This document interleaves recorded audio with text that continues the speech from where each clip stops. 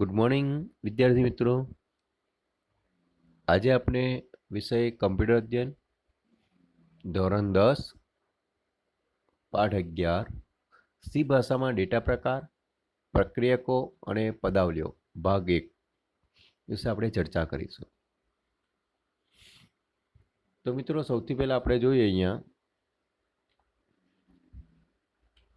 કે સી ભાષામાં ડેટાના પ્રકાર, એના કયા કયા પ્રક્રિયકોનો ઉપયોગ થાય છે, એમાં કઈ કઈ પદાવલીનો ઉપયોગ થાય છે, તે આ ચેપ્ટરમાં આપણે જોઈશું. તો સૌથી પહેલાં આપણે જોઈએ ડેટા પ્રકાર. આઈડેન્ટિફાયરમાં સંગ્રહ કરી શકાય તે કિંમતના પ્રકારને ડેટા પ્રકાર તરીકે ઓળખવામાં આવે છે. તો સી ભાષામાં દરેક ડેટા પ્રકારને નિશ્ચિત મેમરી સ્થાન આપવામાં આવે છે. તેનો નિર્દેશ બાઇટમાં કરવામાં આવે છે. મિત્રો, આગળ આપણે શીખી ગયા પ્રમાણે જે ડેટાના પ્રકાર છે, ડેટાના પ્રકાર પ્રમાણે જે ડેટા જે સ્ટોરેજ છે, એ ડેટા સ્ટોરેજ અલગ અલગ રીતે થાય છે. તો ડેટા સ્ટોરેજનો સૌથી નાનો જે એકમ છે એ બીટ છે. 8 બીટ ભેગા થાય તો 1 બાઇટ બને, 1 બીટ બને. હવે આ 8 બીટ ભેગા થાય તો 1 બાઇટ બને. એવા 1024 બાઇટ ભેગા થાય તો 1 કેબી બને. એવા 1024 કેબી ભેગા થાય તો 1 એમબી બને. 1024 એમબી ભેગા થાય તો 1 જીબી બને. 1024 જીબી ભેગા થાય તો 1 ટીબી બને. એટલે સૌથી નાનામાં નાનો જે એકમ છે સ્ટોરેજનો એ બીટ છે, બીઆઈટી. 1 2 3 4 5 6 7 અને 8 બીટ ભેગા થાય ત્યારે 1 બાઇટ બને, BYTS. અને મોટો એકમ અત્યારે જે ચાલી રહ્યો છે એની અંદર ટીબી એટલે કે ટેરાબાઇટ, કેબી એટલે કિલોબાઇટ, એમબી એટલે મેગાબાઇટ, જીબી એટલે ગીગાબાઇટ અને ટીબી એટલે ટેરાબાઇટ. તો આ જે બાઇટ છે એનો નિર્દેશ કરવામાં આવેલો છે. નેક્સ્ટ જોઈએ આપણે મિત્રો કે સી ભાષાના મૂળભૂત ડેટા પ્રકાર. તો સી ભાષામાં પૂર્ણાંક, અપૂર્ણાંક અને અક્ષરના નામે ઓળખાતા ડેટા પ્રકારને સમર્થન આપે છે. ઇન્ટીજર ડેટા પ્રકારને આપણે આઈએનટી, અપૂર્ણાંક ડેટા પ્રકારને ફ્લોટ અને કેરેક્ટર ડેટા પ્રકારને CHR કીવર્ડ દ્વારા રજૂ કરવામાં આવે છે. મિત્રો, આગળ આપણે પ્રોગ્રામિંગ જોઈ ગયા, એની અંદર આપણે જે ડેટા પ્રકાર છે એ ડેટા પ્રકારને આપણે લખતા આઈએનટી, ફ્લોટ, CHR. તો મિત્રો, અહીંયા જે જનરલી 3 ડેટા પ્રકાર છે એ આપણે ઉપયોગ કરતા હોય છે.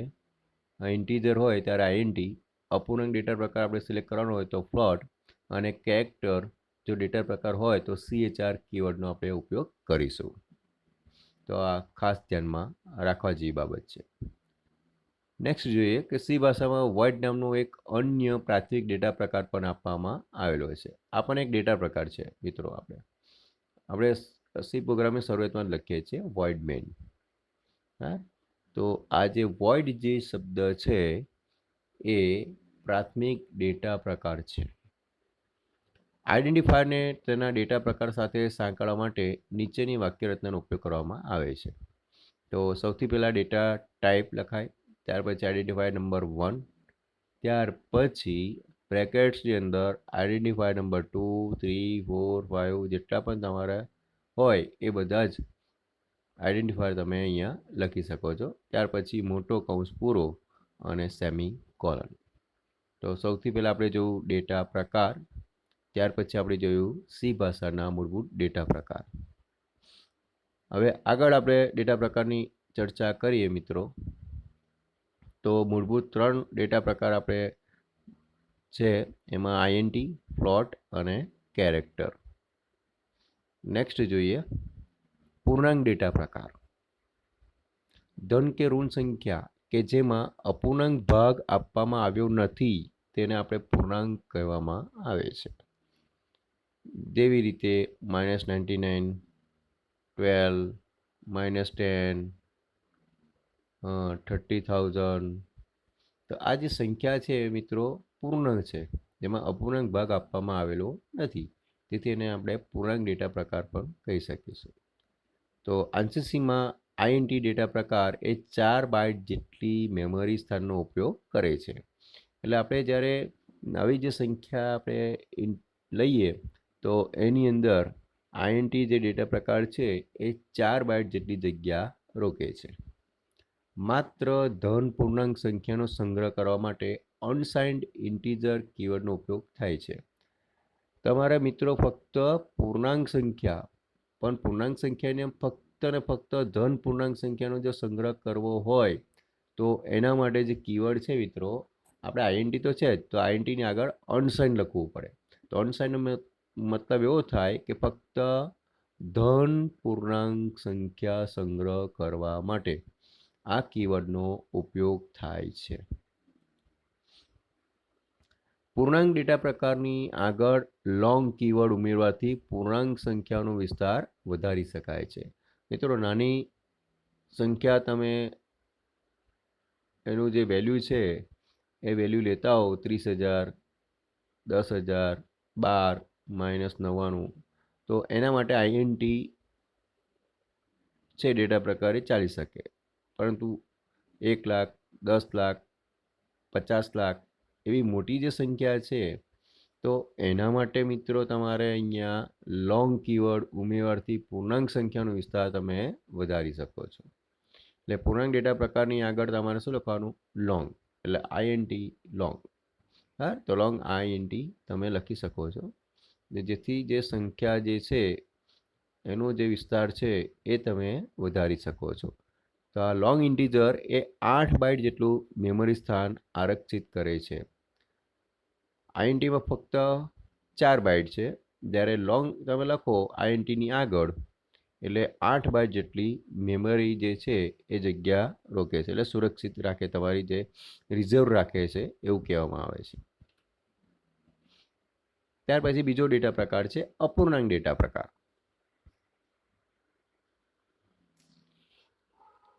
સી ભાષામાં અપૂર્ણાંક સંખ્યાનો ઉપયોગ કરવા માટે આપણે ફ્લોટ કીવર્ડનો ઉપયોગ થાય છે. આગળ આપણે ઇન્ટીજર હતું એ પૂર્ણાંક માટે હતું. હવે અપૂર્ણાંક સંખ્યા આપણે લેવી હોય ને પ્રોગ્રામની અંદર આપણે ઉપયોગ કરવો હોય તો આપણે ફ્લોટ કીવર્ડનો ઉપયોગ કરીશું. તે પણ 4 બાઇટ જેટલી સંગ્રહ સ્થાનનો ઉપયોગ કરે છે. અપૂર્ણાંક સંખ્યા માટે દશાંશ ચિહ્ન પછી 6 અને દશાંશ ચિહ્ન પહેલા 7 અંક જેટલી ચોકસાઈ ધરાવે છે. મિત્રો, પરીક્ષામાં ઘણી વખત પૂછાતું હોય છે કે અપૂર્ણાંક જે સંખ્યા છે એના માટે દશાંશ ચિહ્ન પછી કેટલી જગ્યા રોકે? તો 6, અને દશાંશ ચિહ્ન પહેલા તો 7 અંક જેટલી જગ્યા ચોકસાઈ ધરાવે છે. ડબલ ડેટા પ્રકાર ફ્લોટ ડેટા પ્રકારનું વિસ્તરણ છે, તે 8 બાઇટનો ઉપયોગ કરે છે. એટલે જ્યારે તમે ફ્લોટ લખો પણ એની આગળ તમે ડબલ લખો તો એ 8 બાઇટનો ઉપયોગ કરે છે. ડબલ ડેટા પ્રકાર દશાંશ ચિહ્ન પછી 16 અને દશાંશ ચિહ્ન પહેલા 17 અંકની ચોકસાઈ ધરાવે છે. આ પણ મિત્રો યાદ રાખજો. ડબલ કીવર્ડની આગળ લોંગ શબ્દ ઉમેરી શકાય છે. તમે ડબલ લખ્યું હોય ફ્લોટ તો તમે એની આગળ લોંગ પણ તમે ઉમેરી શકો છો, કે લોંગ ડબલ. સી ભાષા વૈજ્ઞાનિક સ્વરૂપે રહેલી સંખ્યાને પણ સમર્થન આપે છે. દાખલા તરીકે 96.50 સંખ્યાને 0.9550 ઈ એટલે એક્સપોનન્ટ અને 2 સ્વરૂપમાં પણ તમે રજૂ કરી શકો છો, જેમાં 0.9550ને મેન્ટિસા કહેવામાં આવે અને જે 2 છે એને એક્સપોનન્ટ તરીકે આપણે ઓળખવામાં આવે છે. હવે આગળ વધારે આપણે સારી રીતે જોઈએ કે જે આ મેન્ટિસા અને જે એક્સપોનન્ટ છે એ કેવી રીતના કાર્ય કરે છે. તો મિત્રો, અહીંયા તમે જોઈ શકો છો કે 0 થી 31 નંબર જે આપવામાં આવેલા છે એમાં 0 થી 22 એ મેન્ટિસા છે, 23 થી 30 જે એક્સપોનન્ટ છે અને 31 નંબરમાં જે છે એ સાઇન આપવામાં આવેલી છે. તો તમે અહીંયા અપૂર્ણાંક સંખ્યાની જે મેમરીની રજૂઆત છે આ રીતના મેન્ટિસા, એક્સપોનન્ટ અને સાઇન દ્વારા આપણે જોઈ શકીએ છીએ. ત્યાર પછી અક્ષર ડેટા પ્રકાર. તો અક્ષર ડેટા પ્રકાર ક્યારે વાપરી શકાય? તો જ્યારે કોઈક અક્ષરનો એટલે કે આલ્ફાબેટ લેટર હોય, નંબર હોય, ચિહ્ન હોય કે ખાલી જગ્યા હોય તો સંગ્રહ કરવાની જરૂર હોય ત્યારે CHAR એટલે કેરેક્ટર કીવર્ડનો ઉપયોગ આપણે કરી શકીએ. તે 1 બાઇટ જેટલી મેમરી સ્થાનનો ઉપયોગ કરે છે. દરેક અક્ષર ASCII નામે ઓળખાતા પૂર્ણાંક સાથે સંકળાયેલો હોય છે. એટલે કે જ્યારે પણ આપણે CHAR કીવર્ડનો ઉપયોગ કરીએ તો એની અંદર આપણે ASCII જે કેરેક્ટરનો ઉપયોગ કરીશું તે પૂર્ણાંક સાથે સંકળાયેલા હોય છે. American standard code four information interchange એટલે ASCII કેરેક્ટર તરીકે કહેવામાં આવે છે. તો એને કે આપણે આગળ જોઈશું જ્યારે એક્ઝામ્પલમાં. તો નેક્સ્ટ છે CHR એટલે કેરેક્ટર અનસાઇન્ડ છે. કેરેક્ટર જે છે અનસાઇન્ડ છે. સાઇન કેરેક્ટર પણ શક્ય છે. નેક્સ્ટ ડેટા પ્રકાર છે વોઇડ ડેટા પ્રકાર.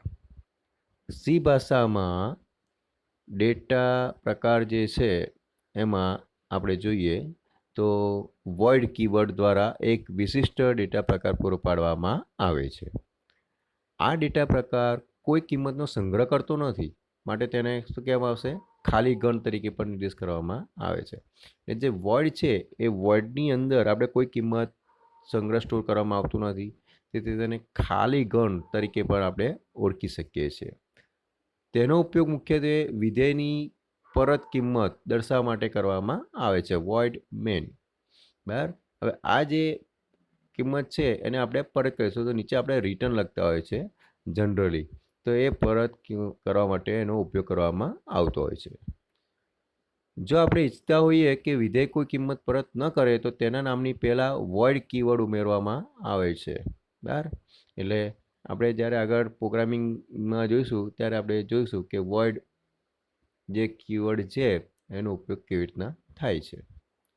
મેનની આગળ વોઇડ કીવર્ડ ન ઉમેરીએ તો નીચે મુજબનું ચેતવણી સંદેશ દર્શાવવામાં આવે છે. અત્યારે મેં વાત કરી એ પ્રમાણે મિત્રો કે આપણે જે મેન છે, મેન એ ફંક્શન જે છે એની આપણે સી પ્રોગ્રામની શરૂઆત થાય છે.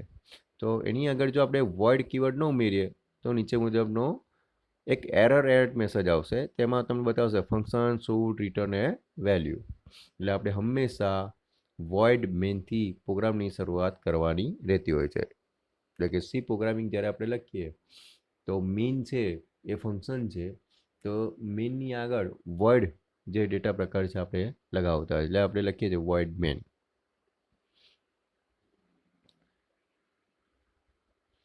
ત્યાર પછીના જે ડેટા પ્રકાર છે એ ઉપયોગકર્તા દ્વારા નિર્મિત ડેટા પ્રકાર છે. આગળના જેટલા પણ આપણે ડેટા પ્રકાર જોયા, INT છે, ફ્લોટ છે, CHR છે, બરાબર, વોઇડ છે, તો એ બધા ઇનબિલ્ટ છે.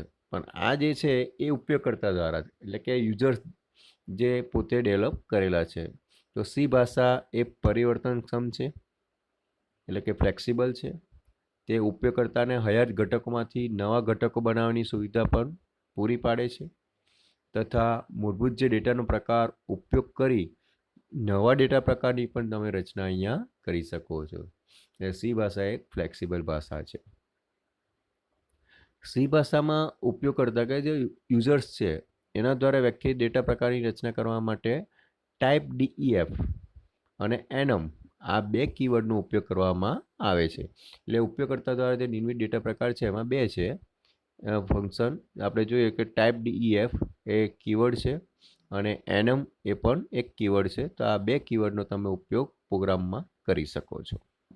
આ બંને પ્રકારના કીવર્ડ દ્વારા ડેટા પ્રકાર તરીકે ઉપયોગમાં લઈ શકાય તેવા ચલ વ્યાખ્યાયિત કરી શકાય છે. એટલે enum અને ટાઈપ ડેફિનેશન એને કહેવામાં આવે છે. તો ઇન્યુમરેટ ડેટા પ્રકાર, enum એટલે ઇન્યુમરેટ ડેટા પ્રકાર અને ટાઈપ DEF એટલે ટાઈપ ડેફિનેશન્સ. તો આ બંને પ્રકારના જે કીવર્ડ છે એ કીવર્ડ દ્વારા ડેટા પ્રકાર તરીકે ઉપયોગમાં લઈ શકીએ છીએ તેવા ચલ આપણે વ્યાખ્યાયિત પણ કરી શકીએ છીએ. તો આ હતું ઉપયોગકર્તા દ્વારા નિર્મિત ડેટા પ્રકાર. મિત્રો, અહીંયા સુધી આપણે જોયું ડેટાના પ્રકાર અલગ અલગ છે અને કેવી રીતના એનો ઉપયોગ આપણે કરી શકીએ છીએ. નેક્સ્ટ સેશનમાં આપણે ફરી મળીશું નવા ટોપિક સાથે. Thank you.